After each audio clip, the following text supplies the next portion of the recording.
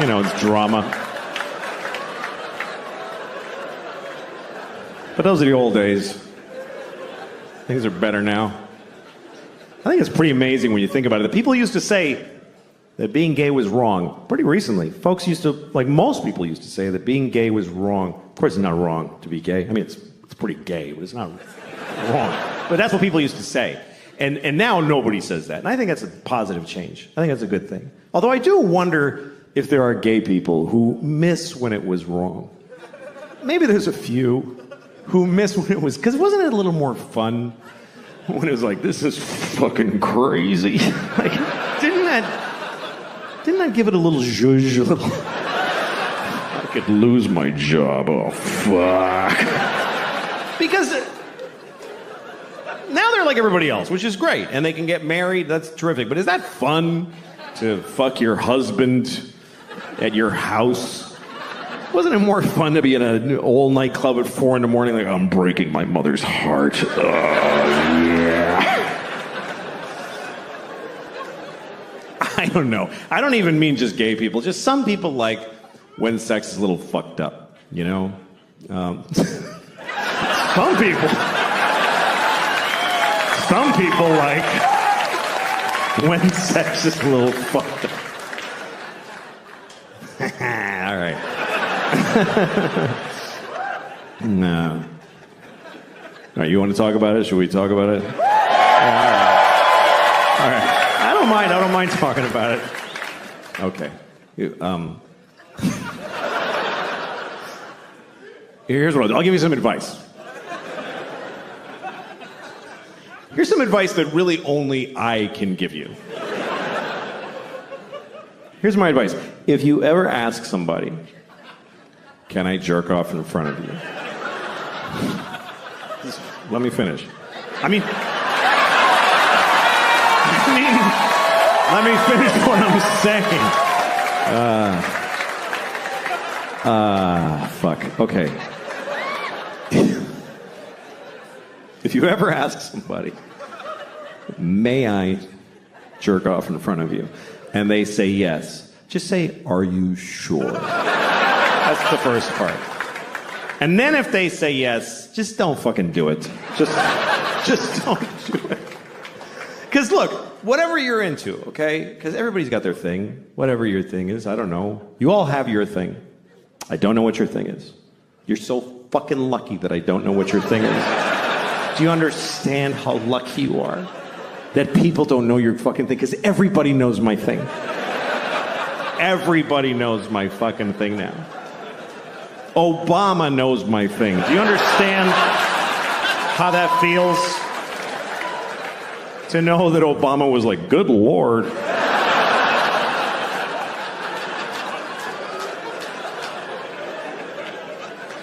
Everybody in the world knows my thing. I got on an airplane in Italy. This little kid was like, Mama, that's the guy who checked off in front of the people.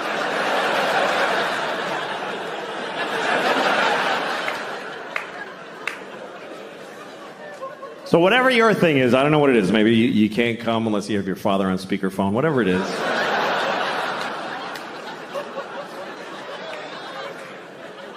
If you want to do it with somebody else, you need to ask first. But if they say yes, you still don't get to just go, woo, and charge ahead. You got to check in often. I guess that's what I would say. Check in. Because it's not always clear how people feel. Like, men are taught to make sure the woman is okay. But the thing is, women know how to seem okay when they're not okay. So you can't just look at her face and be like, yeah, her eyes are dry, we're fine, let's just keep going. You got to check in. Because communication during sex can be very confusing. Like, sometimes you're with a woman, you're having sex, she's making noises, she's going like, ooh, ah, and you're like, oh, she loves it. Not necessarily. Sometimes they're making those noises just to get through it. Because it's easier to go, ooh, than to say, I hate how you fuck me. Honestly, it's awful. So she goes, ooh, baby. It's kind of like a Negro spiritual. It's sort of similar. So to assume that she likes it is like if they heard slaves singing in the fields and you're like, hey, they're having a great time out there.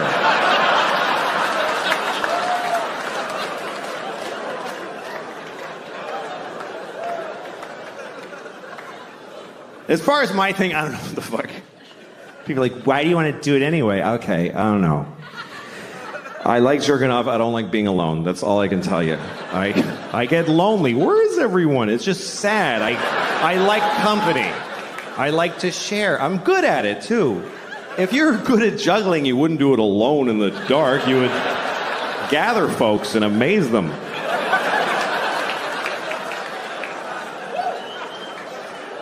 Anyway, that's all I'm going to say about that shit.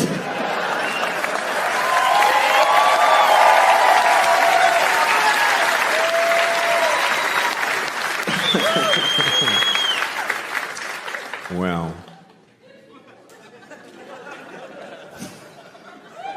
Let me ask you a question. You ever wonder how many people ever fucked your mom? We're almost done. You're doing great. This is important to me. You ever look at your mom and go like, Mom, how many dicks? Just how many? I lost my mom, so those are the things I don't know, so I'm curious. I don't feel like a lot of dudes fuck my mom. Not because she's like pure, because I don't think so. But I hope it was as many as she wanted. That's what I hope. I hope she got all the dicks she ever dreamed of, because I loved her. I hope at the end my mom was like, that was plenty of dicks.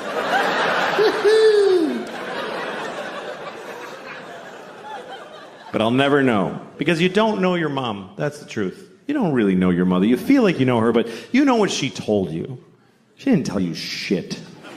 You don't tell your kids your life. What did your mother tell you? I won a swimming medal when I was 12. She didn't tell you, like, I used to fuck this guy at work. It was amazing. She didn't tell you that. Think about your mom's life story as she told it to you. There's huge holes in that story. Like, well, I graduated when I was 22, and then I met your father when I was 35. Feels like a lot of dicks would fit right in there, Mom. You know those movies where a mother and a daughter switch bodies? You ever seen a movie like this? It's always like Freaky Friday, some Disney comedy where a mother and a daughter switch bodies, and then they're like, whoa! Then they have to water ski and be in a rock band together. And then they switch back and they know each other better. That's the formula. I think they should make another one of those movies. But it should be about a mother who switches bodies with her son. But it's not a comedy, it's a drama. Like a medical affliction. They're upset the whole time. She's in the bathroom in the morning. I'm holding my son's penis. It's confusing. And her son is in her body. He's like, I don't want to be my mommy anymore. I don't like how it feels.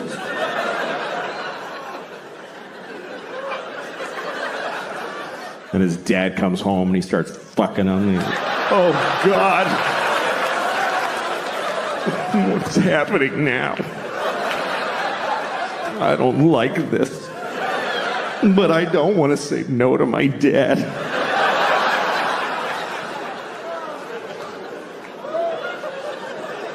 And then at the end of the movie, they never switch back. You guys were great. Thank you very much for coming tonight. It was a pleasure talking to you. Get home safe. Thank you very, very much. Good night. I mean, what am I capable of? I'd like to think that I'm a nice person. But I don't know, man. A lot of it is context. There's a lot of things I wonder if the world was different. Like if murder was legal, I might have killed a few people. I don't know.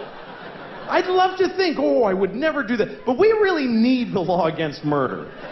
For one simple reason. The law against murder is the number one thing preventing murder. We'd like to think it's because, like, oh, I would never do that. No, it's because it really sucks getting caught murdering. A lot. If murder was legal, or just a misdemeanor, like you get a thing in the mail, oh shit, they had a camera there. Oh, well.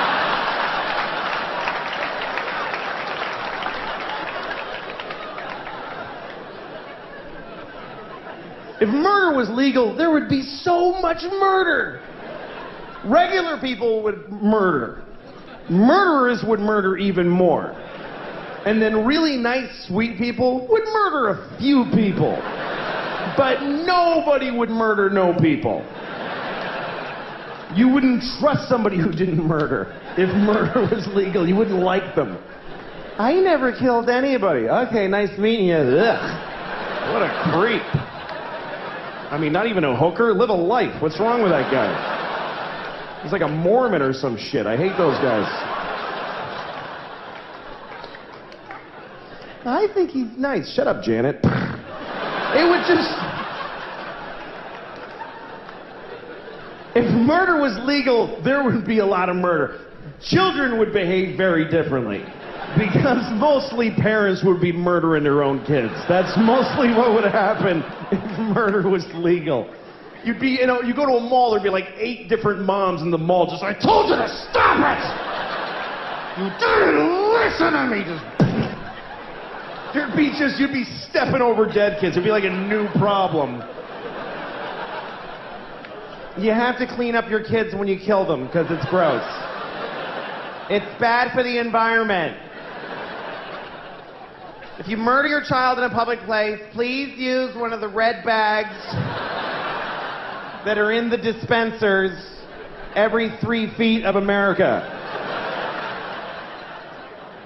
Put your murdered child in the red bag with a logo of a murdered kid on it. Next to the other logo that tells you not to let your alive kid play with a plastic bag because they might suffocate. In which case you could just leave them in the bag.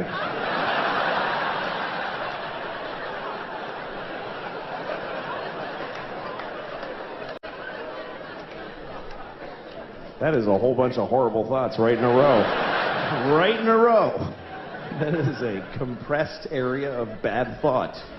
One time I went shopping. You ever do this? I went shopping and I had no money and I forgot. You ever done that? Like, you ever just forget you're broke and like go eat a meal or something?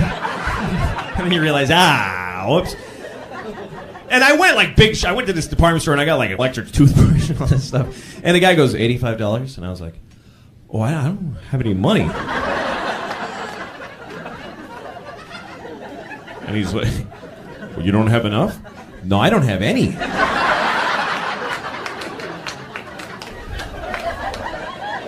And where do you go from there, really? What's the next step from that? He didn't know either. He's like, you want to put some items back? Is that what he's saying? Put them all back, I think. Got to keep marking a price down until you hit 0. Because that's what I got on me. Where do you do? I didn't know how to leave even. Like, all right, well, I'm all okay. I'm all set. I enjoyed picking this stuff out anyway. What do?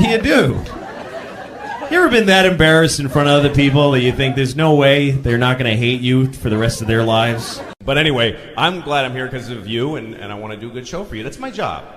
That's the simplest thing in the world to me, is that you should do your job. And you should do it well. And not because of how well you get paid, but because that's your job.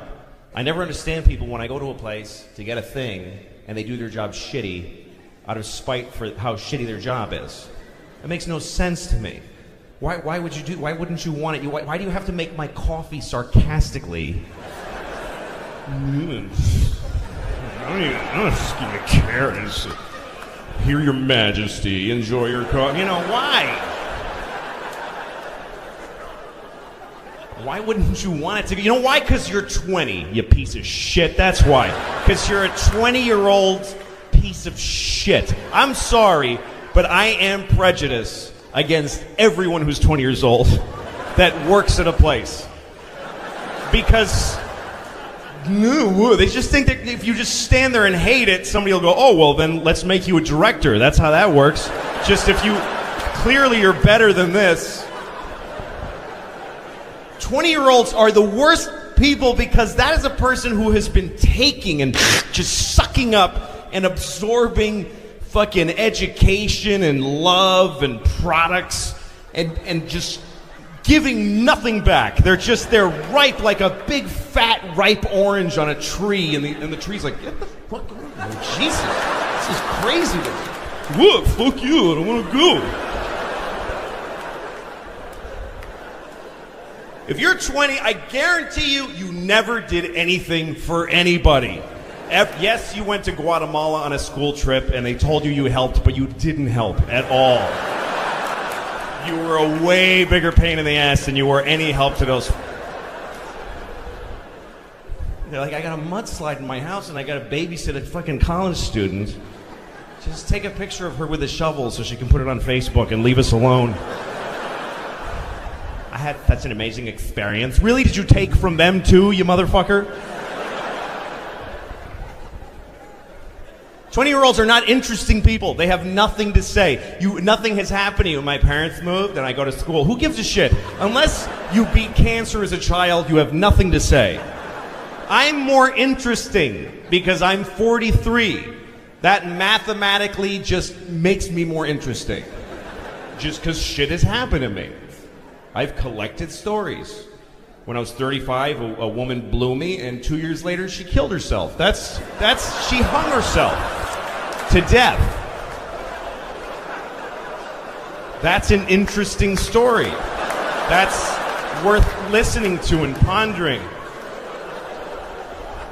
Because it means it takes 2 years after blowing me for the shame to be too much that you gotta do yourself in. That's the gestation period.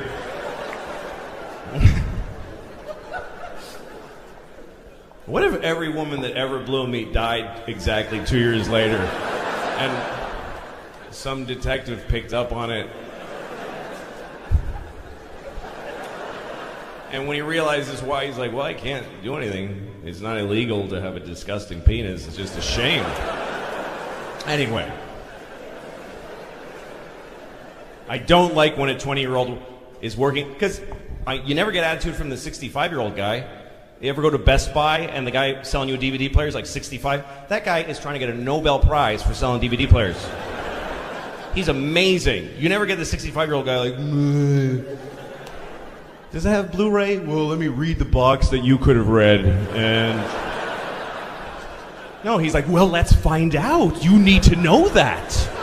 He's so excited to help you. And he has reasons to be bitter, this 65-year-old guy. He's 65. He works at Best Buy. He had to come out of retirement because his kid is gay and does crystal meth, and he ruined his life. And it's partly his fault because he didn't accept his son being gay. That's why he's on drugs. The point is he's had a hard day, and he's still showing up at fucking Best Buy wearing a bow tie. They don't make you wear those. That's how much he gives a shit.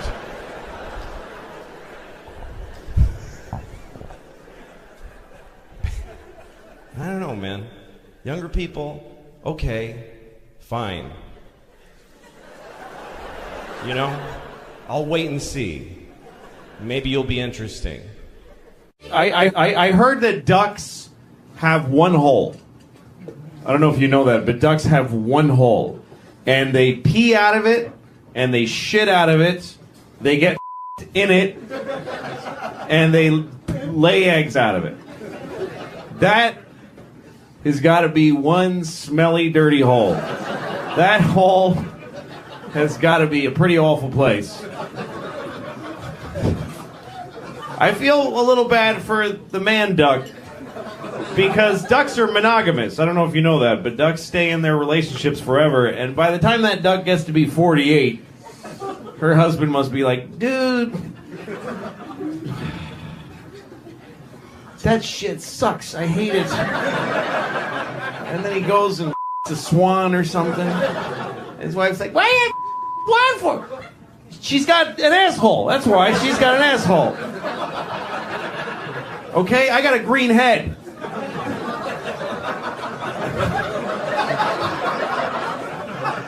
I don't know what that means. Just somehow they got green heads. They deserve more.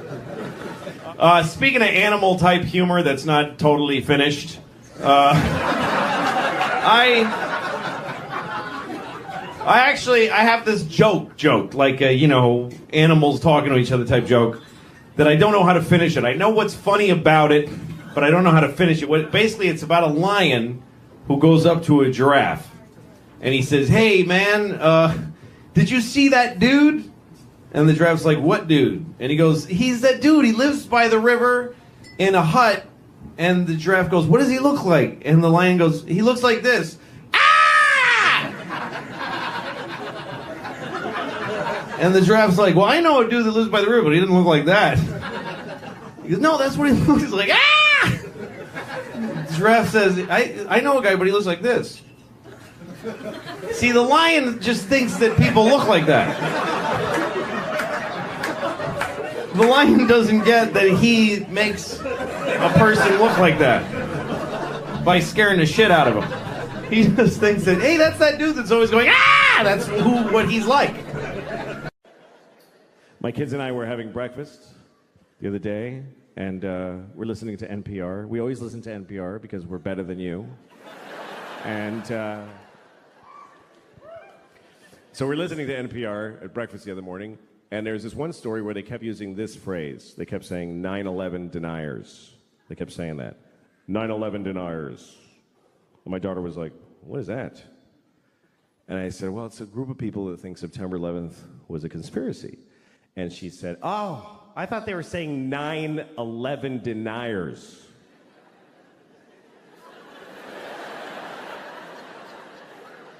Yeah, she thought they meant 9 people who just ain't buying this 11 bullshit. Just a small fringe group, really. There's only 9 of them. But they still got on NPR, they got on the radio because they're dedicated. They protest every day. They're the 9/11 deniers. They're outside of the White House. It goes 10, 12, 13. Just know it. We are the 9/11 deniers. We know that 11 is a bullshit number propagated on the people by the man. Why do we have 11 when we have 13 and 14 and 15 and 16, 17, motherfucking 18 and 19, but we do not have a 1 team? What happened to 1 team? The government took 1 team and replaced it with some bullshit called 11. We are the 9 that deny that shit. Mr. President, give us back 1 team.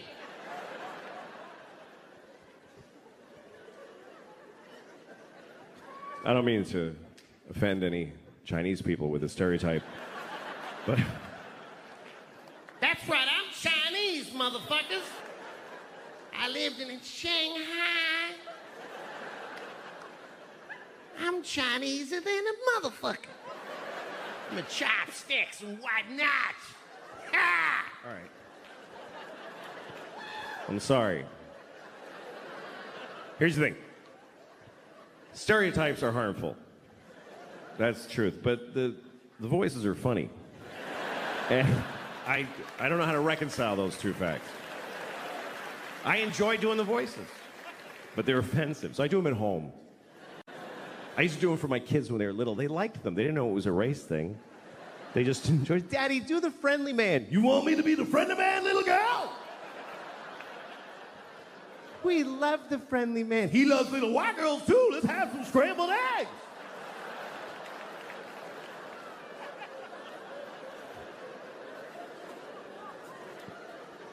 And then they grew up, and I was like, don't talk about the friendly man. Maybe don't talk to your teachers about them.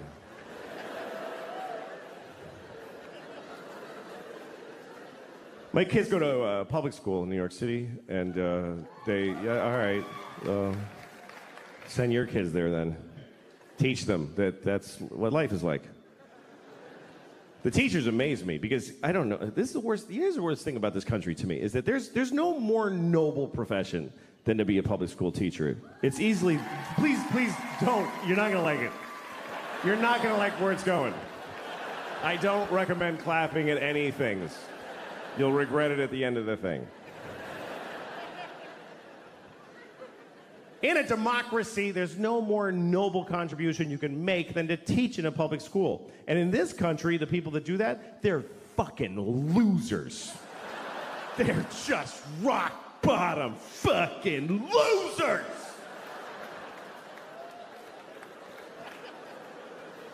And everybody knows it, but they keep doing it. New people are teaching every day, knowing how shitty it is. They show up, they tell them ahead of time, hi, what is this job? And they say, okay, here's what we need you to do. We need you to make children know math. Wow. Do they want to know math? No, they don't want to know it. You need to make them know it against their will while they're exploding sexually and Who are these children? Just whatever kids live near the building.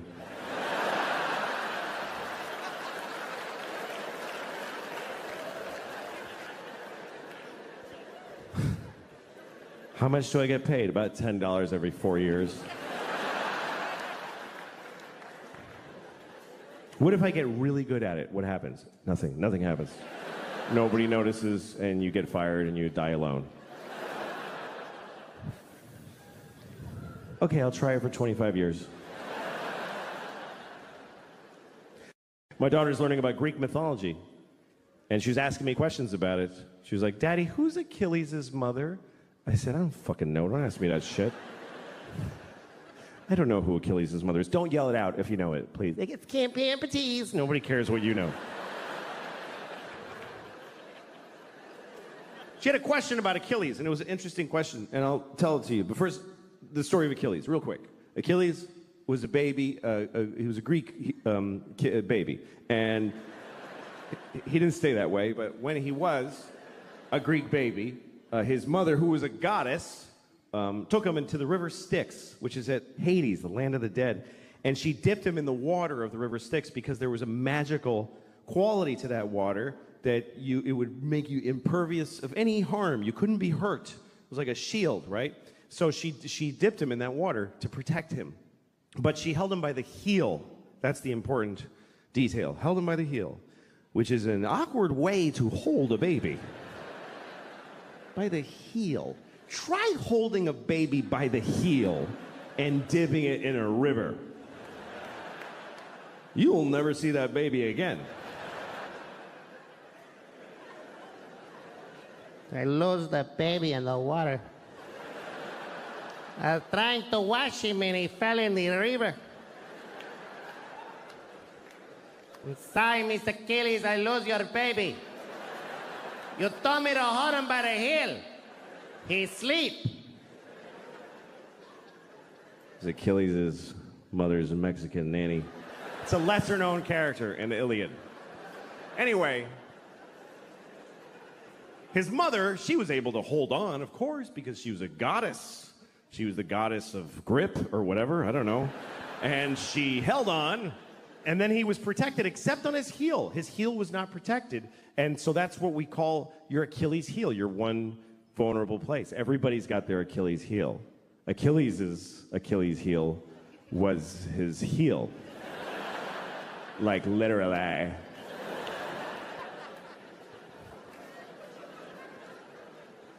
Anyway, so my daughter, here was her question. She said, how come his mother didn't just dip him again?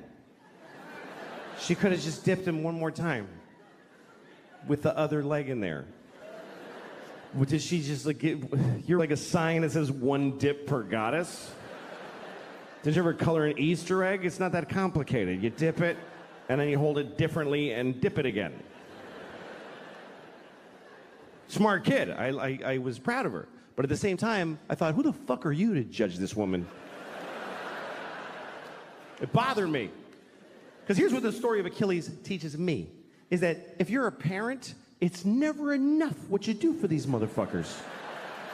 It's just never enough. It's still gonna be your fault. How much more do you want from a mother? She dipped her kid in magic water and protected 99% of his body. Is any of it up to him? He could have just wore a big shoe and be careful. But he goes out in sandals, fucking flip-flops, and a sword and fights the whole planet. I'm Achilles because my mother dipped me. Finally, somebody got him in the heel, and he's like, Mom! Thanks a lot, Mom! Get my heel. She's so stupid, she ruined it. Fuck you, Achilles, you Greek dick. Thank you. I'm really honored to be here. I'm happy just to be here as a ticket holder, just to watch everything that's happened. The Stiller family, and that was crazy, and Kevin, and the guy that looks like Dick Cheney at the end there. A very, very nice version of Dick Cheney. He's not a lizard, I don't think, but I think I can just tell you what George is. I'm a comedian, and I do what he did, and he was the first person I knew that I knew what comedy was. Children love to laugh, but most people that make children laugh for a living suck at it. Clowns aren't funny. That doesn't exist, a funny clown. If a person was funny, they'd do comedy because you make money doing it. No clowns. There's no HBO clown specials if you make a bunch of money. So clowns suck. And kids just look at them and just go, just please stop trying to make me laugh. There's nothing worse than a person who's not funny trying to be funny, and that's what a clown is. A guy waiting for a bus is funnier than a shit clown at a kid's party. So, but kids need to laugh, so the first time you really laugh means a lot to you. And I remember my first big, like, grown-up feeling laugh, and I saw George Carlin on Saturday Night Live, and he said, what do dogs do on their day off? They can't lay around, that's their job. And something went off, and I just couldn't stop laughing. And the idea was born in my head at that moment. I want to be funny. I want to be a comedian. I didn't know that a grown person could be a comedian. That's an incredible thing to me. And I had other heroes, Richard Pryor, Steve Martin, Bill Cosby, but George was like me. He was East Coast Catholic. I had something to identify with him. And the first time I remember getting a laugh, I was in fourth grade, and they asked the class, the teacher said, there are 3 bones in the skull. Name one. And I said, the noggin. And I got a big laugh. And I thought, hey, I could do this. I could be like George.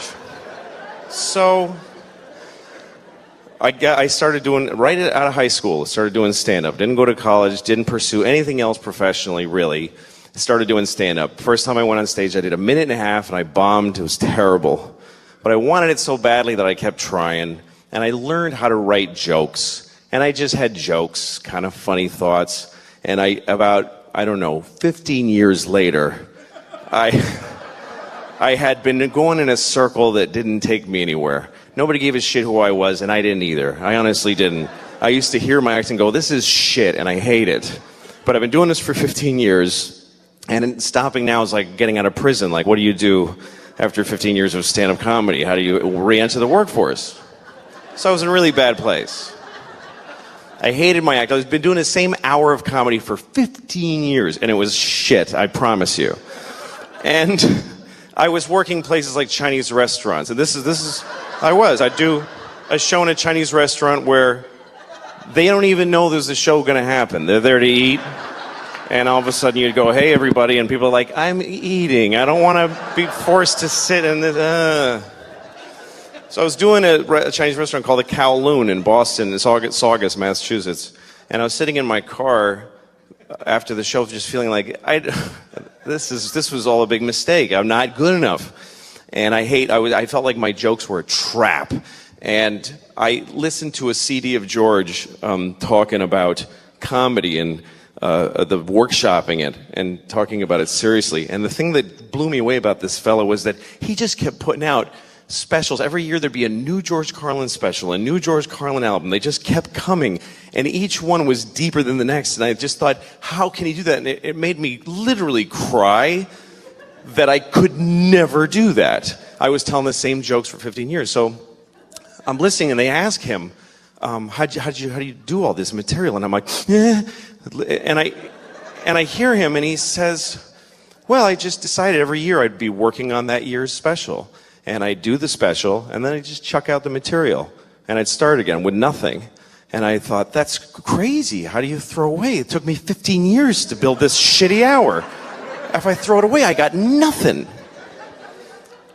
But he gave me the courage to try, and also I was desperate. What the fuck else was I going to do? This idea that you throw everything away and you start over again. And I thought, well, okay, when you're done telling jokes about airplanes and dogs, and you throw those away, what do you got left? You can only dig deeper. Start talking about your feelings and who you are. And then you do those jokes and they're gone. You got to dig deeper. So then you start thinking about your fears and your nightmares and doing jokes about that. And then they're gone. And then you start going into just weird shit. Yeah, eventually you get to your balls. But there's a whole... It's a process that I watched him do my whole life, and I started to try to do it. And I started to think, because he says whatever he wants. What do I really want to say that I'm afraid to say? And at the time I was a father. I am still a father. But at the time I had started, I didn't take off yet. The jury's out. My oldest is 8. I could still split. So far I'm still there. I was having a lot of hard time being a father. And I wanted to say it on stage. And one night I thought, okay, forget all the old jokes. I'm going to start again. And I thought of the first thing. I said, I can't have sex with my wife, because we have a baby, and our baby's a fucking asshole. It's just what I was feeling, and I said it. And the audience went, whoa! And I thought, oh, I'm somewhere new now. And I said something like, I never used to get babies in the garbage, but now I understand it. And they did that. And I thought, I'd rather have that than the shit tepid laughter for my 15-year-old jokes. So I started going down this road. And he was always the beacon for me, always, this guy. He always gave me the courage. He says, the line that Kevin quoted, where he said people that abortion rallies are usually anti-abortion rallies are people you wouldn't want to fuck in the first place. He opened a special with that at Carnegie Hall. He comes out on stage, you have to watch it, and he doesn't milk the crowd for applause. They're applauding, and he goes, they're all going, George, and he goes, yeah, I got to get this out. You ever notice the people, anti-abortion rallies, are people who want to fuck in the first place?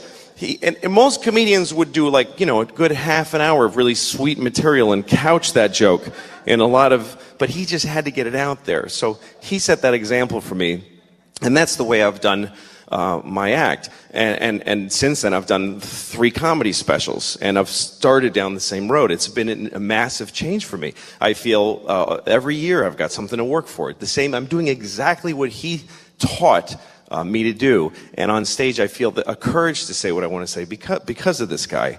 And anyway, a few years ago, I was about to tape my second stand-up special, and he was taping the same night in LA. He taped his last special on the same night that I taped one, and I remember feeling like, this is amazing that I do what this great man does, and that we do it in the same way. And he died, and he kicked me in the balls when he died. It really hurt. And then I remember that, and I don't want to be doing this, I'm sorry, but later I was at whatever, it doesn't matter, and my phone rang, and it was his daughter, it was Kelly. And I have 2 kids, and they're girls. So I thought, he's got a daughter, and his daughter's calling me. And I know what it means to have a daughter, because I have 2. And she's calling me and asking me to come and say something about what he meant to me. So that was a big moment for me. I'm very proud to do what George did. I know I was supposed to close funny, but I'm not good at doing stuff that isn't my act, so I'm sorry. But he was a great man, and anything that ever happens to me that's good is due to this guy. And I can tell you, because I do what he did, that it was really hard to say the shit that he did, and that it took a lot of courage. It was difficult. So thanks for coming and honoring him, and thanks for having me.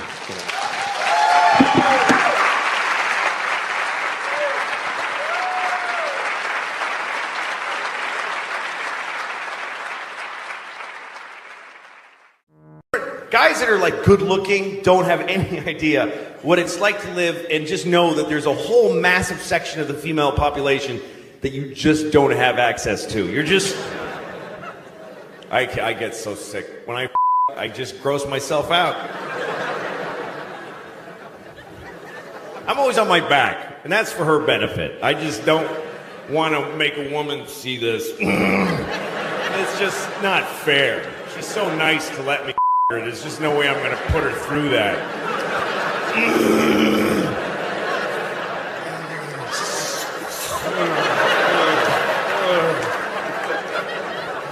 I always got to have my shirt on, too, because last time I did it without a shirt on, and I was like, I'm like this, and it hangs. It's a mother dog. It's a mother dog's, like, 14 nipple belly. That's what happens if I go like this. It's happening now, you just can't see it. It's a six-pack for a whole other reason. It just hangs in sections. It actually, 3 sections with a split in the middle. And it jiggles when I'm too. It's not like it's just there. Last time I let that happen, I looked down and I was like, oh no. And I looked at her and she was looking down. Ew. I never saw her again. I'd like to be a better person.